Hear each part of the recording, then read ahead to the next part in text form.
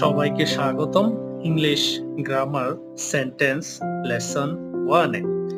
আজকে আমরা সেন্টেন্স বা বাক্য এর সংজ্ঞা নিয়ে আলোচনা করব। আমরা কিছু উদাহরণ নিয়ে আলোচনা করব এবং এই সেন্টেন্সের কিছু স্ট্রাকচার গঠন নিয়ে আলোচনা করব।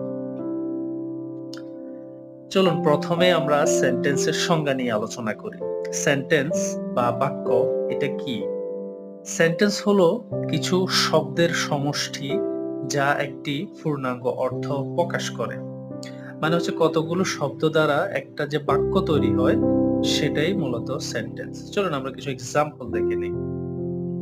যেমন আই ইট রাইস, আমি ভাত খাই। দেখুন এখানে তিনটা শব্দ দ্বারা একটা পূর্ণাঙ্গ অর্থ প্রকাশ হয়েছে, মানে বাক্য তৈরি হয়েছে। আমি একটা, ভাত 2 নাম্বার, খাই 3 নাম্বার। এই তিনটে ছোট ছোট বাক্য দ্বারা একটা সেন্টেন্স তৈরি হয়েছে। এটাকেই মূলত সেন্টেন্স বা বাক্য বলা হয়। এখন এখানে আমি আরো বলতে পারি I eat rice, I eat coffee, I play football, I read book. এখন এখানে এই সাবজেক্টটা আপনি ইউ দিয়ে, you read book, you eat rice, they play football, এরকম অনেকগুলা সেন্টেন্সের এক্সাম্পল আপনি নিজে তৈরি করতে পারবেন। চলুন আমরা এরপর স্ট্রাকচার নিয়ে আলোচনা করি।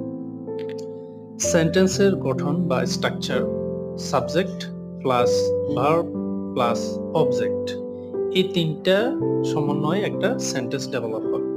এখন এক নাম্বার সাবজেক্টটা কি? সাবজেক্টটা মানে হচ্ছে উদ্দেশ্য। আপনি যাকে নিয়ে কথা বলবেন, ঠিক আছে, বা কে কাজ করছে, কাকে উদ্দেশ্য করে আপনি শুরু করতেছেন সেন্টেন্স, সেটা হচ্ছে সাবজেক্ট। এখন এই সাবজেক্টটা আবার কি করতেছে বা কিছু করতেছে বা কি কাজ করছে সেটাই হচ্ছে ভার্ব, ক্রিয়া। 3 নাম্বার হচ্ছে অবজেক্ট, কর্ম, কার উপর কাজ করছে। একটা মানুষ কিছু করতেছে, কি কার উপর করতেছে, বা যদি সে খায় কি খাচ্ছে, বা সে কিছু একটা যদি করে কি করছে, সেটাই হচ্ছে অবজেক্ট। চলুন আমরা এক্সাম্পল অনুযায়ী স্ট্রাকচারের আরো কিছু এক্সাম্পল থেকে পরিষ্কার হয়ে নিই। উদাহরণ I subject, it verb, rice object.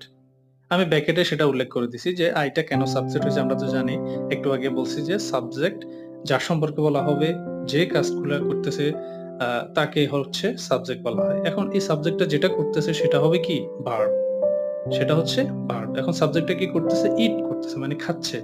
এরপর হচ্ছে এই সাবজেক্টটা কি খাচ্ছে, সেটা হচ্ছে অবজেক্টে আসছে, রাইট, সাবজেক্টটা ভাত খাচ্ছে। 2 নম্বরে দেখুন আই প্লে ফুটবল। এখন এই সাবজেক্টটাই কিন্তু প্লে মানে হচ্ছে খেলা। এই সাবজেক্টটা খেলতেছে, কি খেলতেছে? ফুটবল খেলতেছে। দ্যাট মিন্স হচ্ছে আই সাবজেক্ট, প্লে ভার্ব এবং ফুটবল হচ্ছে অবজেক্ট। আমি ফুটবল খেলি। আপনি এই দুইটার মধ্যে সীমাবদ্ধ থাকবেন না। আপনি আপনার মতো করে যত বেশি সেন্টেন্স ডেভেলপ করতে পারবেন তত বেশি এটা ক্লিয়ার হবে। এবার আমরা আসি সেন্টেন্সের প্রকারভেদ, মানে টাইপস অফ সেন্টেন্স। এই টাইপস অফ সেন্টেন্স আবার দুই ভাগে করা হয়। যেমন হচ্ছে একটা হচ্ছে স্ট্রাকচার অনুযায়ী, গঠন অনুযায়ী, আর একটা হচ্ছে ফাংশন, কাজ বা ব্যবহার অনুযায়ী।